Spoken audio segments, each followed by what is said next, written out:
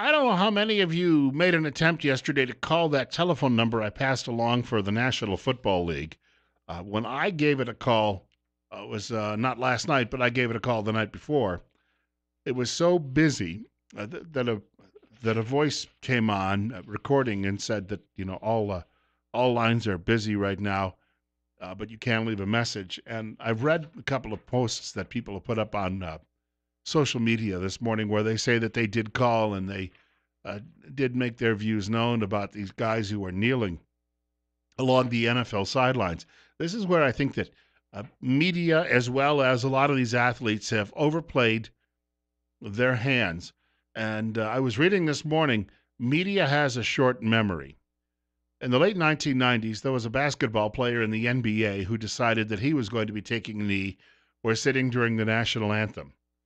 I didn't know this until I read it this morning, but the NBA has a requirement because people have been worried. What are the players in the NBA going to do now that their brethren in the NFL are doing this, and even some folks in Major League Baseball? Luckily, the A's will not be making the postseason, so we won't be seeing the A's catcher take a knee during the national anthem during the baseball playoffs.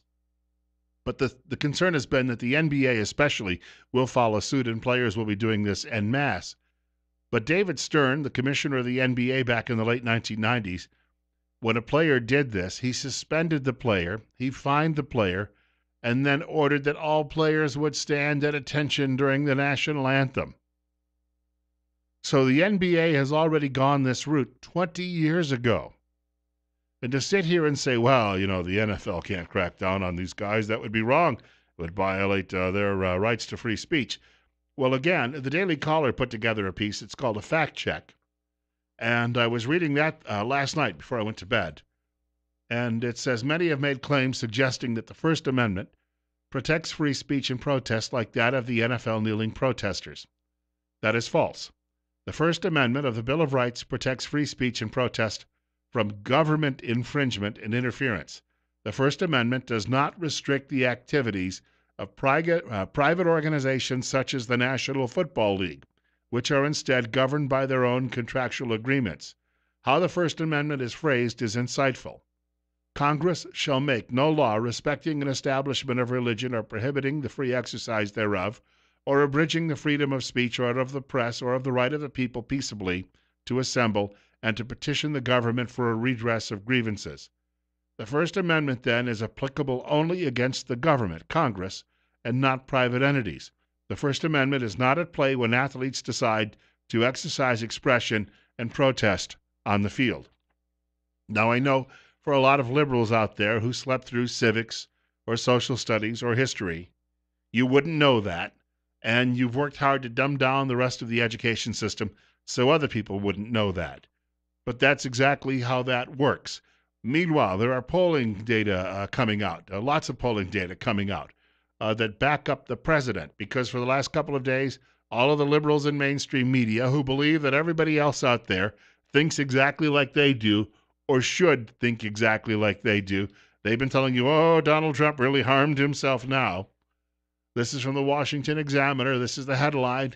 64% demand NFL players stand for national anthem. 50% less likely to watch NFL games over politics. The writer Paul Bedard says it comes from the Remington Research Group. It found that 64% want players to stand for the national anthem.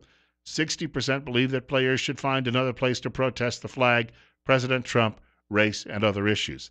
Now, as many of you know, I went to Western New York State over the weekend, home of the Buffalo Bills.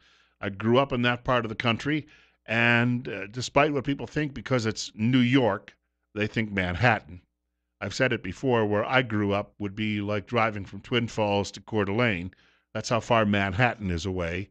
Where I grew up, there is nothing but rolling hills and dairy farms, and it's populated mainly by Republicans, very conservative Republicans. This story says the group also did a poll of Western New York fans of the Buffalo Bills and found they agree with Trump, and they want their team to just play ball and not politics. According to a new poll taken after the Bills beat the Broncos, 71% are against player protests during the national anthem. Nearly half are watching less football, mainly because of political protests. More voters agree with Trump's "you're fired" statements than disagree. 82% want less politics during sporting events. 55% say that tailback LaShawn McCoy should be punished for stretching Sunday's playing of the national anthem. He stretched during the playing of it. He was doing his stretching exercises as if the national anthem happened to be irrelevant. That's not a demonstration. You may say, well, kneeling is my way still to show respect for it. Nobody believes that. But if you're doing your calisthenics while it's playing, then you are a sign of a bigger problem going on here. And frankly, yes, I grew up watching that football team. They haven't made the playoffs in 20 years. I don't much care what happens now. If he got booted, barred from the NFL for good forever, I wouldn't have a problem with that. He can go play with the Ottawa Rough Riders and make a tenth of what he's currently making, and then he can whine while he's up in Canada. They'll let him whine all that he wants. Speaking of that survey, this comes from another publication I was looking at called The Hollywood Reporter, a very liberal publication. These people must be, they must just be beside themselves this morning because, again, the general public isn't following the instructions of the mainstream media. The writer says President Donald Trump is more popular than the NFL, according to a poll conducted after a weekend, and this is what they call it, peaceful political protests, conducted by professional football players, coaches, and team owners. I don't know about you. I think a guy who's doing his stretching exercises, while he may not be punching someone in the face as his protest, is insulting, and I would not call it peaceful. 13 minutes now after 9 o'clock. Bill Colley with you on Top Story this morning on News Radio 1310, KLIX, and newsradio1310.com. I will give out the NFL son of a bleep line in a moment, the NFL SOB line. I was giving out that telephone number a moment ago, or yesterday rather, and if you have not yet called it to give the NFL an earful, I'll give that out in a few minutes. I'll give you a chance to actually go find a pen or pencil and some paper to write this down so that you indeed can also call the NFL and tell them what you think about all of this. I happened to point out yesterday that I was at a military burial over the weekend, and it was for a member of the greatest generation. We may not live in a better country, and we may not be better people than the greatest generation happened to be, but if they hadn't been around, the world that we would live in today would be a lot worse than it currently is. I think most of us can accept that as being fact.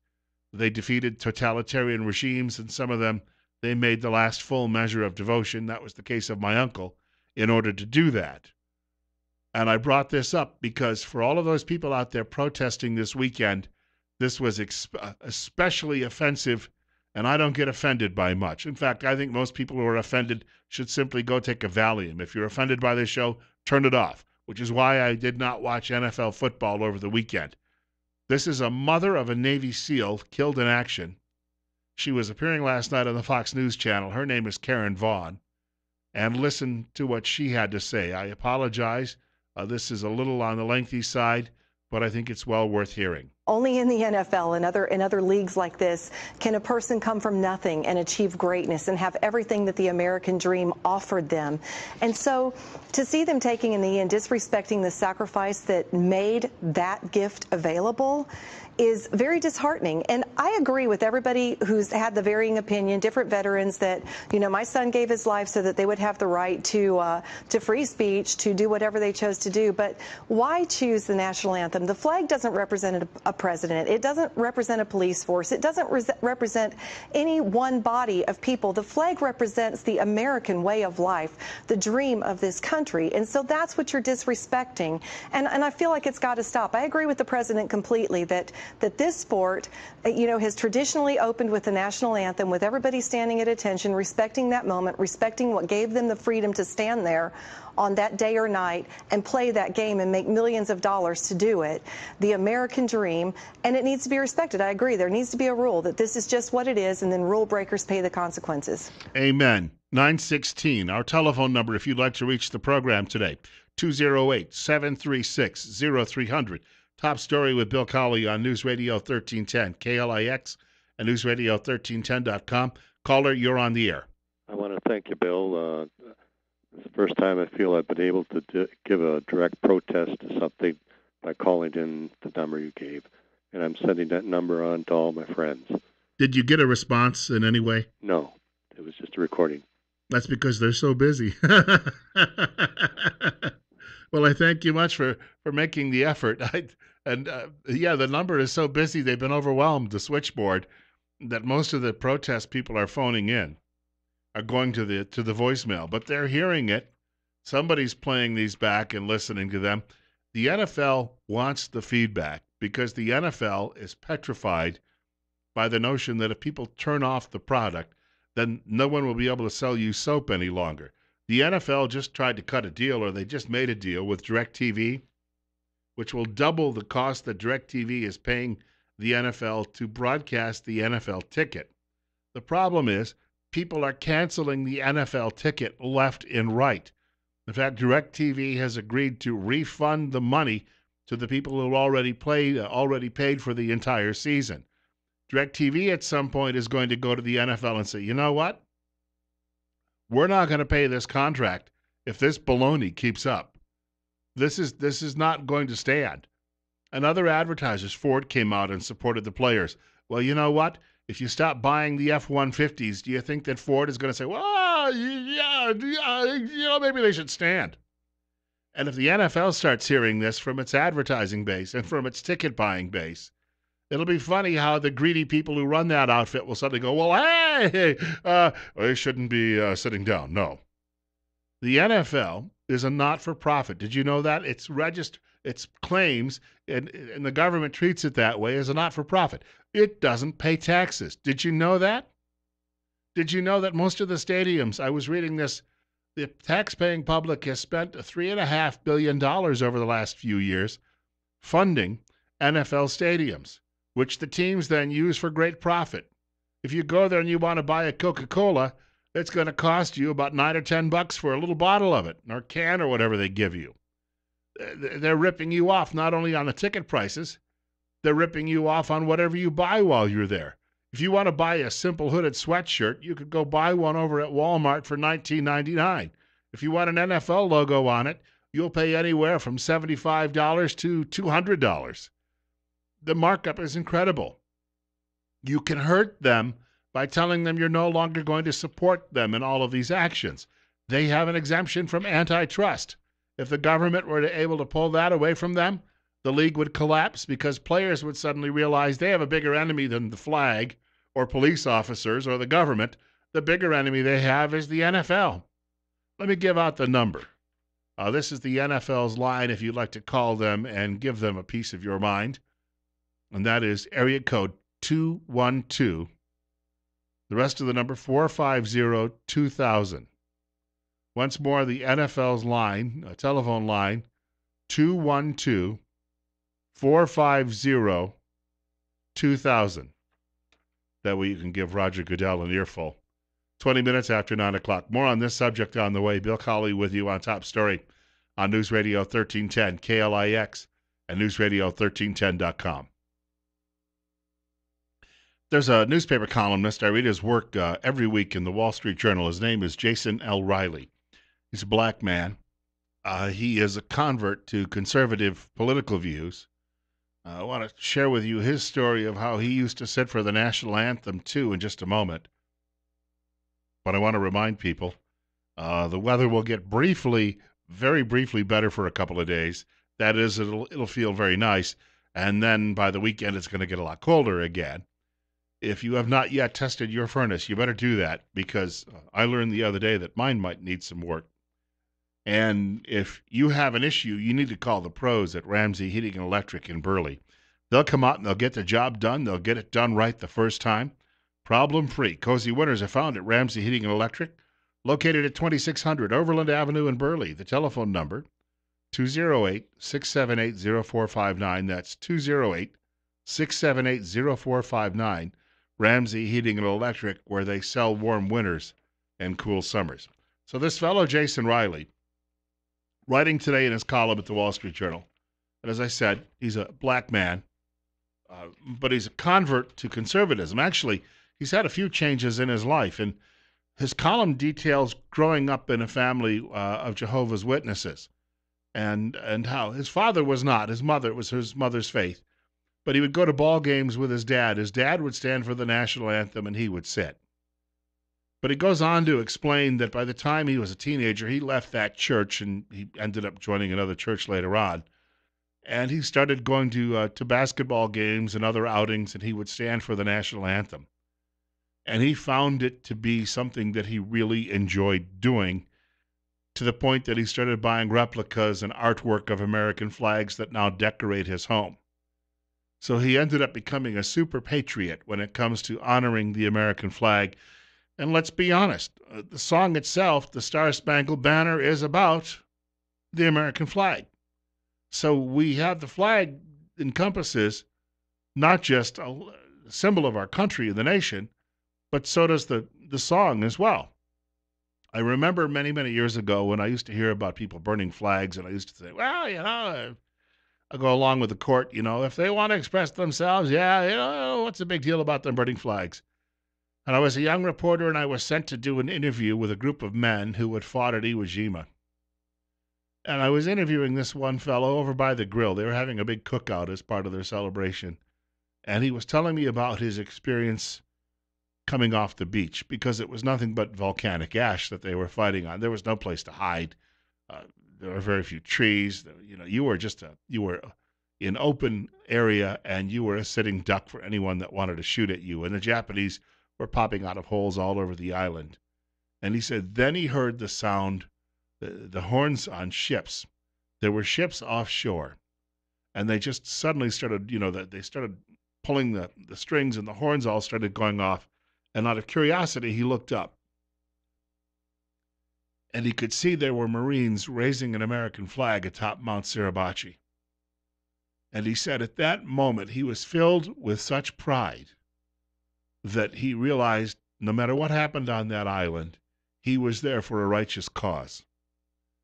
That's the day when I stopped supporting people who desecrate the American flag and who would desecrate the national anthem. These players don't realize, in many cases, they're doing it. They're great athletes, but that doesn't mean they're very sharp. The elevator doesn't necessarily go to the top floor. Kimberly Guilfoyle made a good point on television last night. If you went down the line of these kneeling players and said, what are you demonstrating? You probably wouldn't get the same answer twice. They don't really know. They were demonstrating against Donald Trump, so they insulted a good portion of the country, 2/3 of it probably, according to polls, by their actions. This writer at the Wall Street Journal says, the players have said they are protesting the unjust treatment of blacks. Now, some of them say that, but law enforcers, he goes on to say, when it comes to actual police shootings, there is no national database. Some departments report more detailed data than others. The stats that are available suggest that police today use deadly force much less often than in the past. In New York City, home to the nation's largest police force, officer-involved shootings have fallen more than 90% since the early 70s, and national trends have been similar. They are very, very dramatic. So, and again, if you look at the numbers, most of the shootings that happen actually are involving white people being shot by police officers. You don't see me out there saying, well, wait a minute, because I know that white guy was probably a dope dealer. You're up next. We got about 2 minutes before the break. You're on KLIX.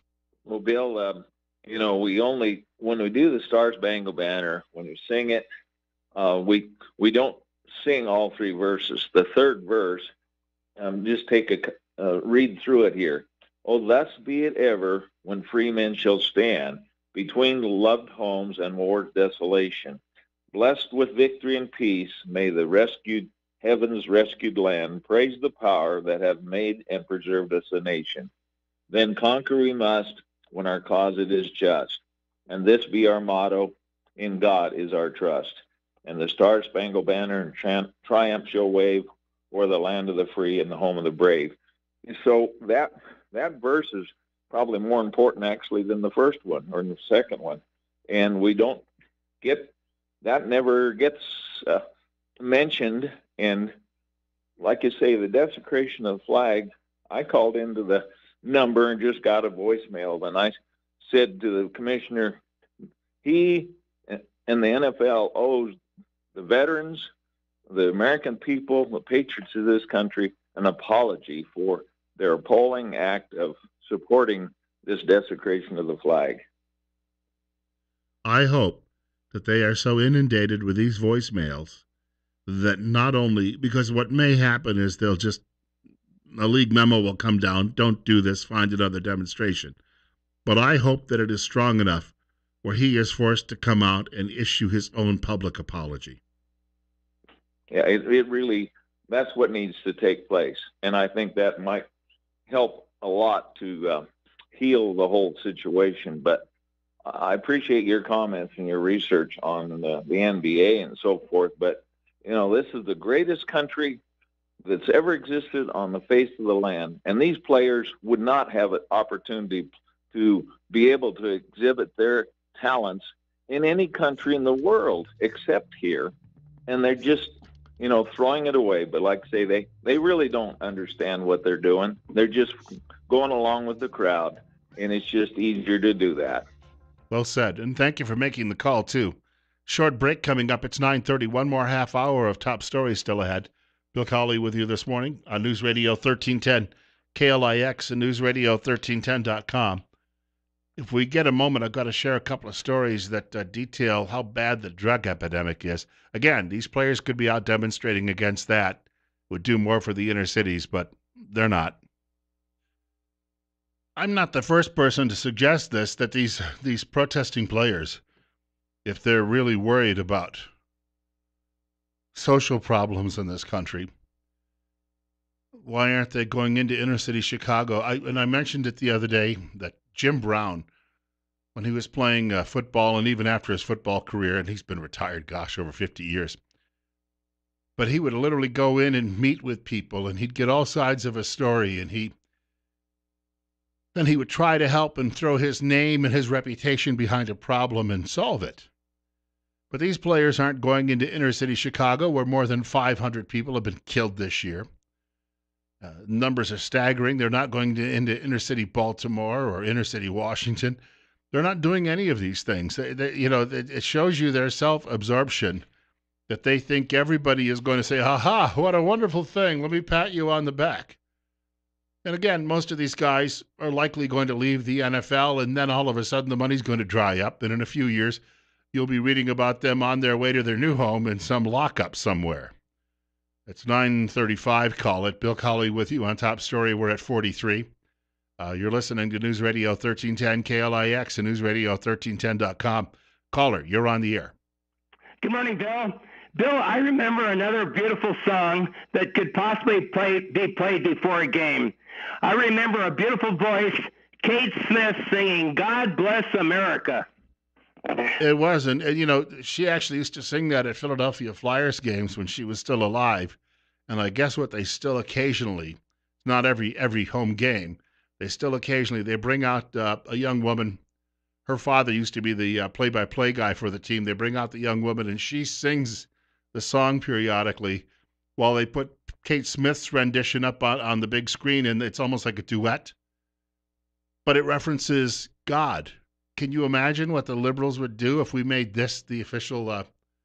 And again, I brought it up yesterday. I said, if you wanted to do "My Country 'Tis of Thee," it references God our King. So we wouldn't be allowed to do that. Lefty would say, "Oh, no, that's wrong. There's no God. You people in flyover country, ha ha, what a bunch of rubes you happen to be." So that's a no-no. That's not going to happen. They get away with it in Philadelphia because some nostalgia. When Kate Smith was actually singing it on a regular basis, they won a couple of Stanley Cups. So the fan base is still enamored of it for that reason. If that hadn't happened, the song wouldn't be played at all today. It would be, and anybody who attempted to sing it would be drummed out of the building. Coming up on 9:37, Bill Colley with you on Top Story. I have this from the Idaho Business Review today, talking about social problems.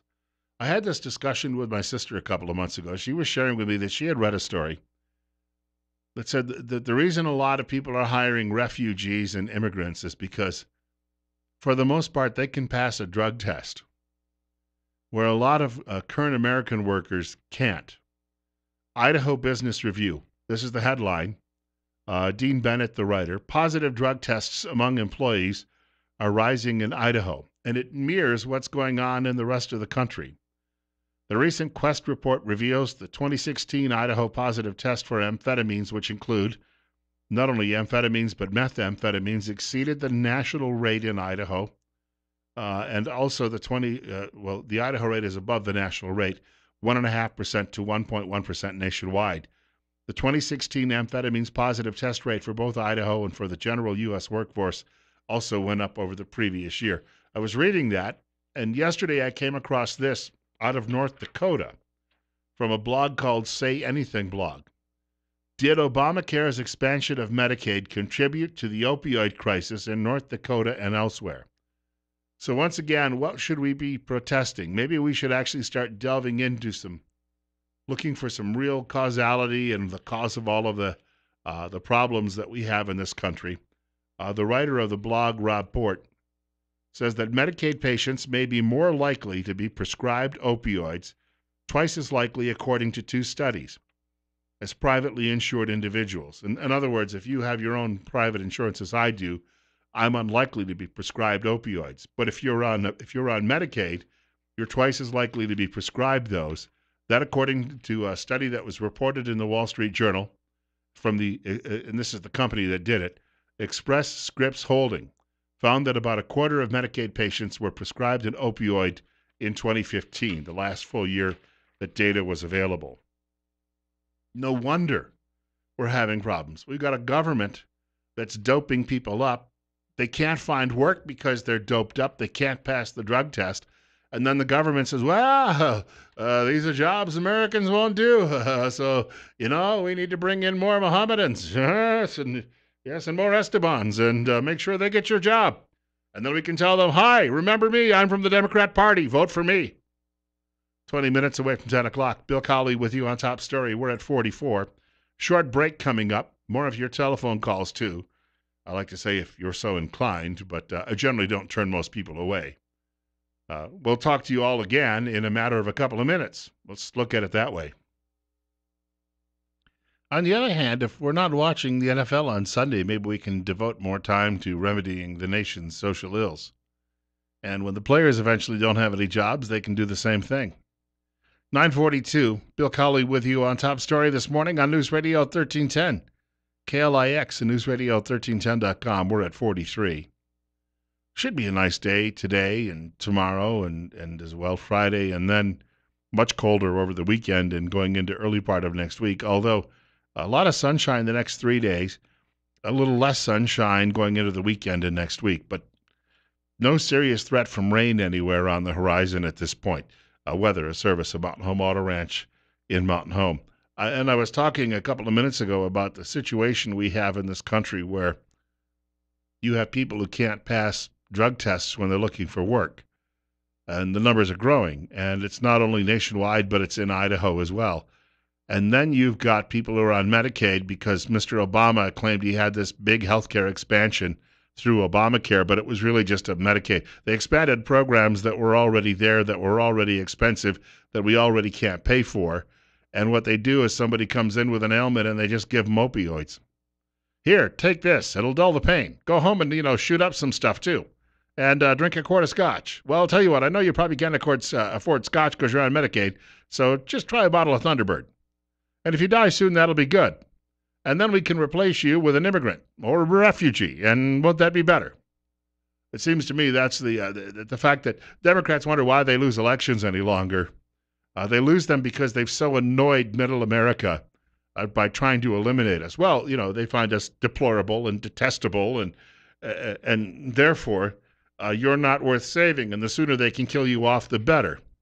Liberals all try to tell you that was the notion about how we destroyed the people who already lived on this continent when Europeans first arrived, and now they're adopting it themselves. 9:44. You're up next. You're on the air on KLIX. Go ahead.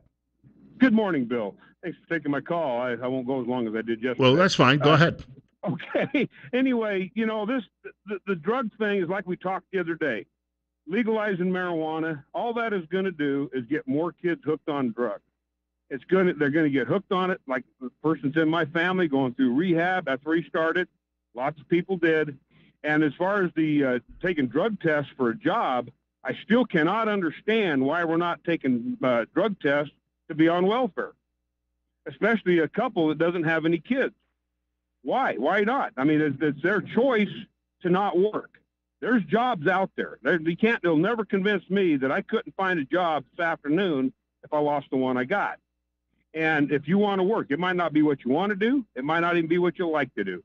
But by God, it's a job. It's how you pay your own bills, pay your own way, instead of looking at people like me who resent the hell out of paying taxes to pay for your stuff. I got to buy your milk, not you, Bill, obviously, these other people's milk before I buy milk for my kids, because it comes out of my check first. And they want to talk about fairness. It's not fair. This whole thing is absolutely unfair to the people like you, like me, and like other people listening in. They have to pay. They have to pay for somebody else's stuff before they can pay for their own. Well, and I agree. You know, the whole notion of the EBT card replacing food stamps was because, well, we wouldn't want to stigmatize them and hurt their feelings.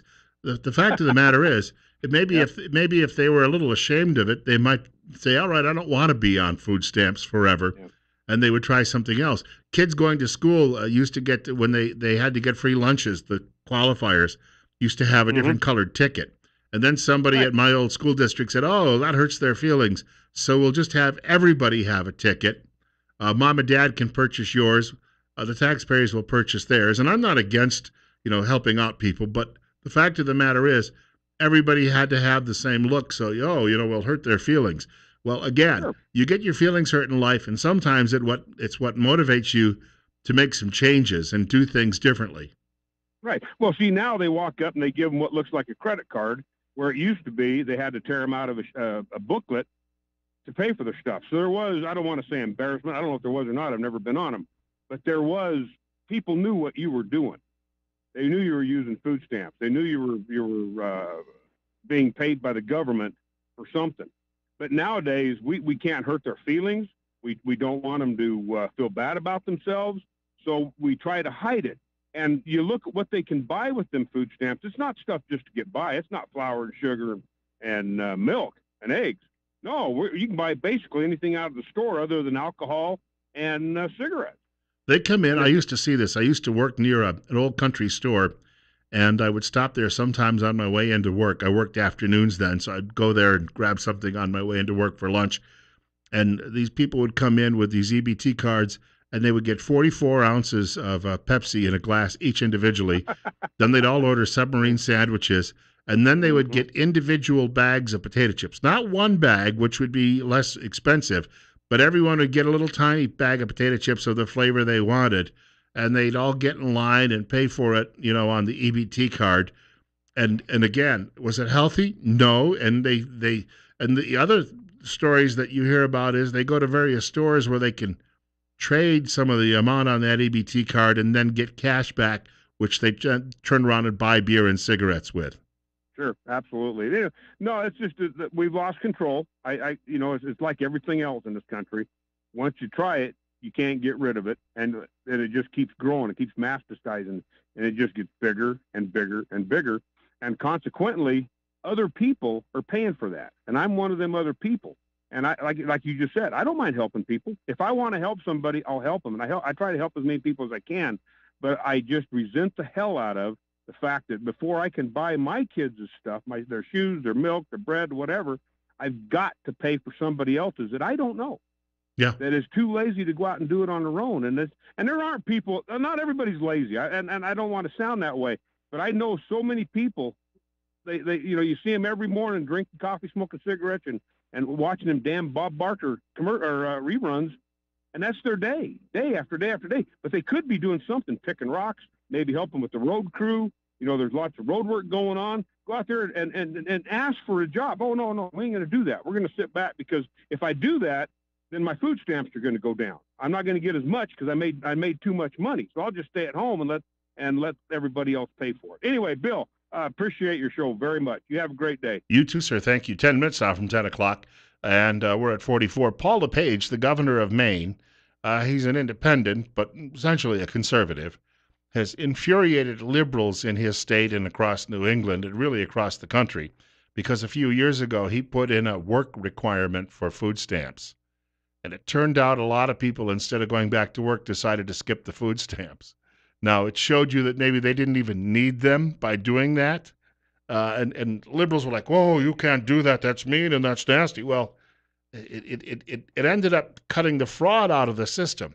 So, yes, it can work. And some people did find jobs as an alternative.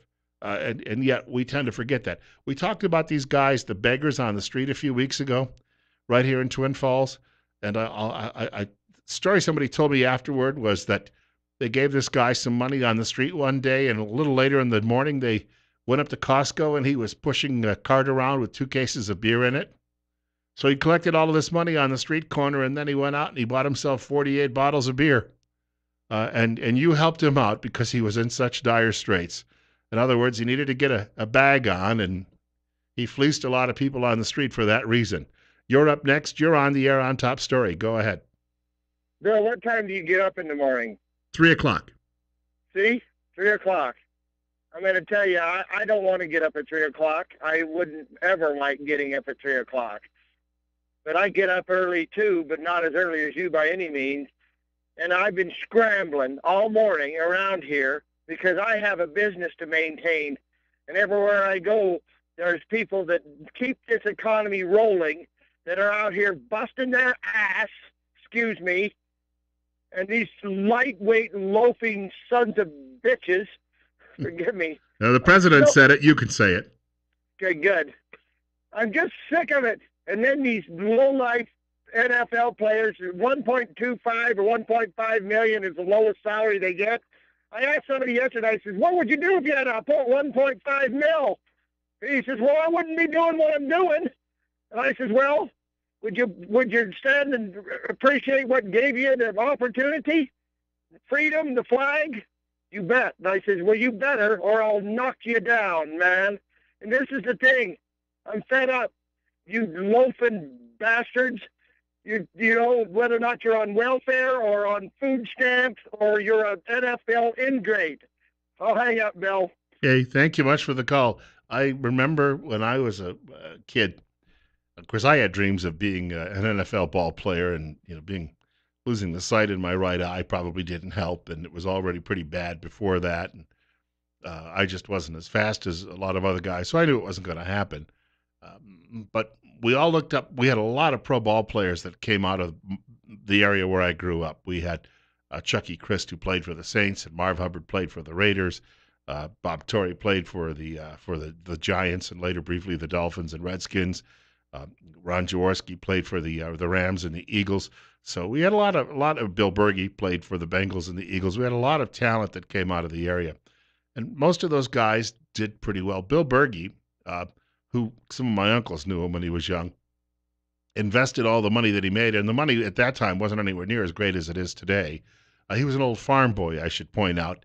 You would have never seen him protesting the flag or the national anthem. Bill Berge turned around, and all the money he made, he invested in a dealership. He sells, it's like a car dealership, but he sells large trucks, and not pickup trucks, but large trucks. That is, that do a lot of the heavy lifting and deliveries around southeastern Pennsylvania now. And that's how Bill Berge managed to make a living after he got out of the NFL. But one of these guys, and he's in the group I named a few minutes ago, one of these guys got his big contract when he got out of Penn State. First thing he did is he bought himself a big, fancy, expensive Corvette. And then he came home and he started hanging around with all of his buddies and buying all of their beer all summer long because, hey, look, I'm flush with cash. Let's go out and have a good time. Because in his mind, he was always going to be flush with cash. Well, within a few years, he was supposed to be Larry Zonka's replacement with the Giants. Zonka had wrapped up his career in New York after he'd skipped over to the World Football League, and he came back to the NFL and never quite was the player he'd been when he was younger. And so when he retired, this guy came out of Penn State, went to the Giants, and was going to make a fortune. And I may have given away who it was. But anyway, he was going to make a fortune. And he ended up maybe 2 or 3 years with the Giants.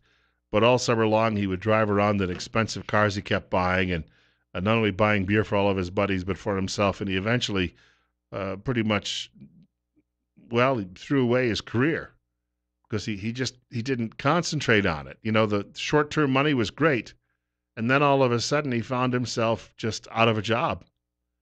And he was broke and he had nothing left. And that's often what happens to a lot of these guys.